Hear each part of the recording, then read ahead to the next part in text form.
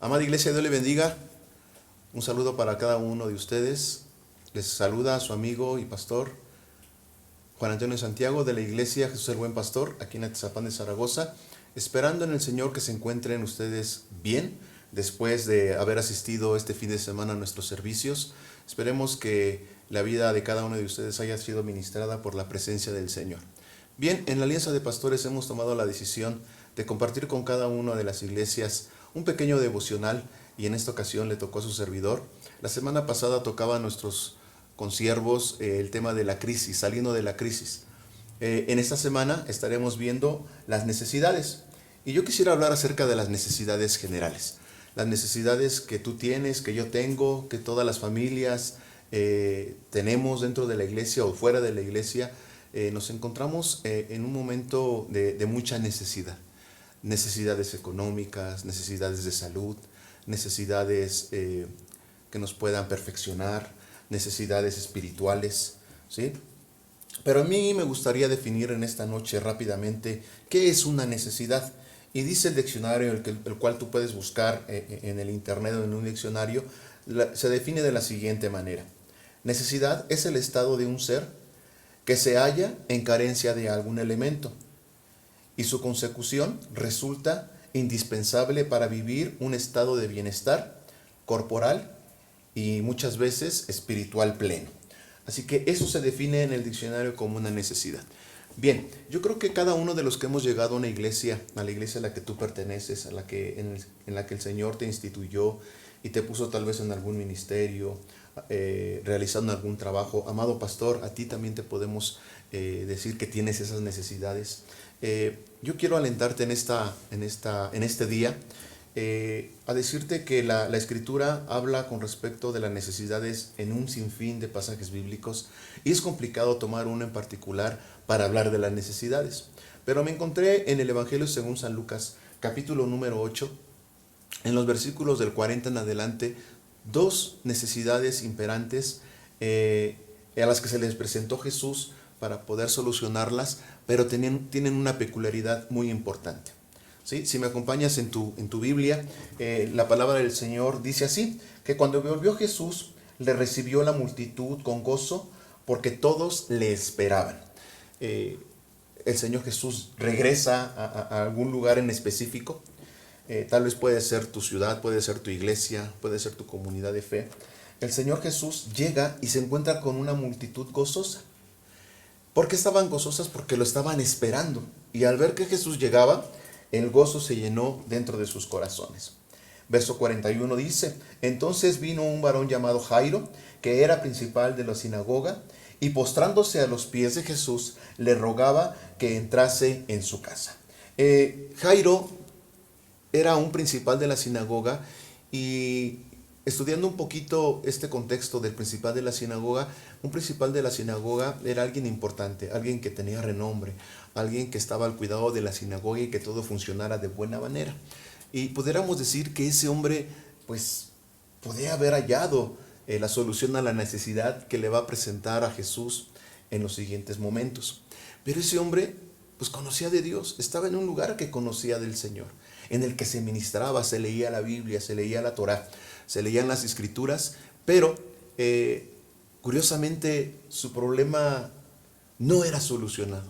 Entonces, al escuchar que Jesús regresaba a esa región, él acompaña a la multitud gozosa y va, y como todo un personaje importante, él no tiene empacho en pasar delante de Jesús en medio de la multitud y ponerse sobre sus rodillas y rogarle, amado hermano, que pasara a su casa. Verso 42. Porque tenía una hija única, como de 12 años, que se estaba muriendo. ¿Quién de ustedes, quién de nosotros que tiene una necesidad no haría lo necesario para que esa necesidad fuera suplida? Yo no sé qué clase de necesidad tengas tú, pero a mí se me pidió que habláramos de las necesidades generales.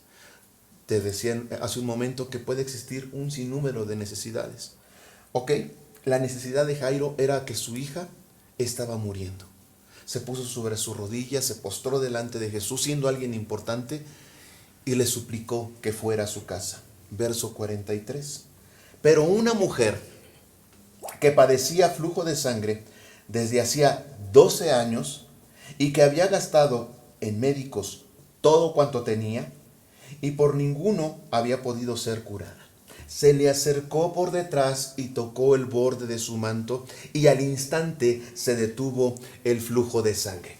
Otra necesidad, una mujer que tenía esta enfermedad y curiosamente la ley de Moisés habla muy específicamente con respecto a las mujeres que tenían esta característica o este padecimiento de flujo de sangre, fuera en su costumbre o fuera por enfermedad. No podían acercarse a los hombres judíos porque se convertían en impuros y no podían realizar actividades espirituales, sino que tenían que ser purificados, tenían que tomar un tiempo de purificación. Y esta mujer, tal vez con miedo, tal vez con incertidumbre, tal vez de manera exabrupta, toma la decisión de meterse en medio de la multitud que gritaba con algarabía, gozosa, porque Jesús había llegado a su ciudad. A mí me llama la atención, hermanos, estas dos necesidades. ¿Por qué? Porque el relato comienza a decirnos que Jesús regresa y que había una multitud gozosa.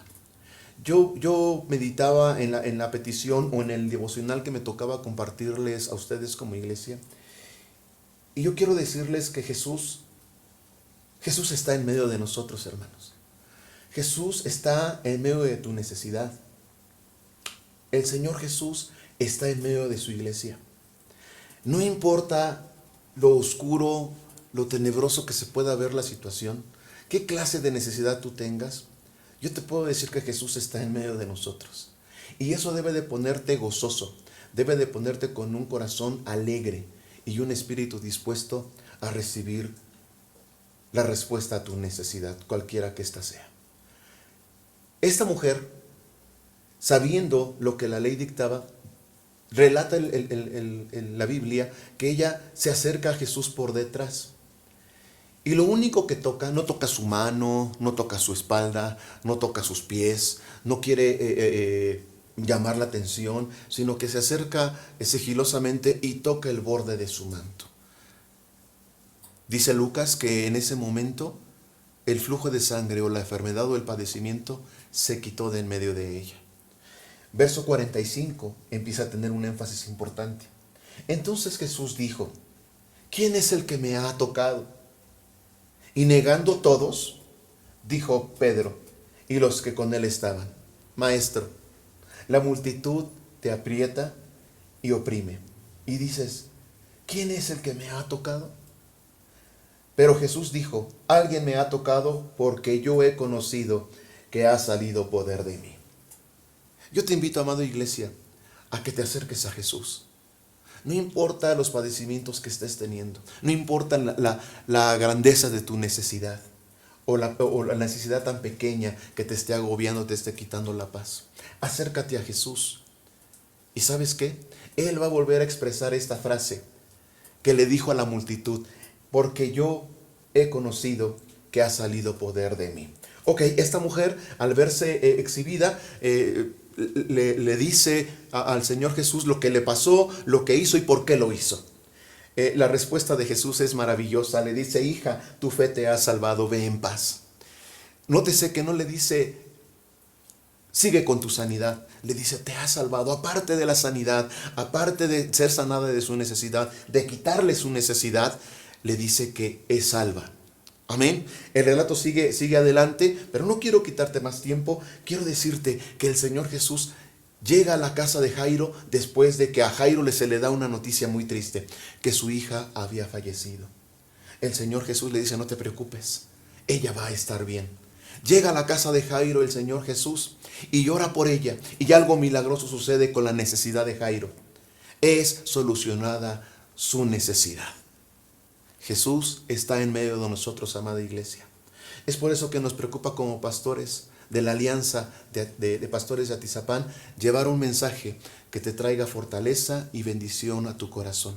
Así que yo te invito en este día lunes que te acerques a Jesús para que tu necesidad sea solucionada en su nombre. Dios te bendiga y nos vemos pronto. Bye.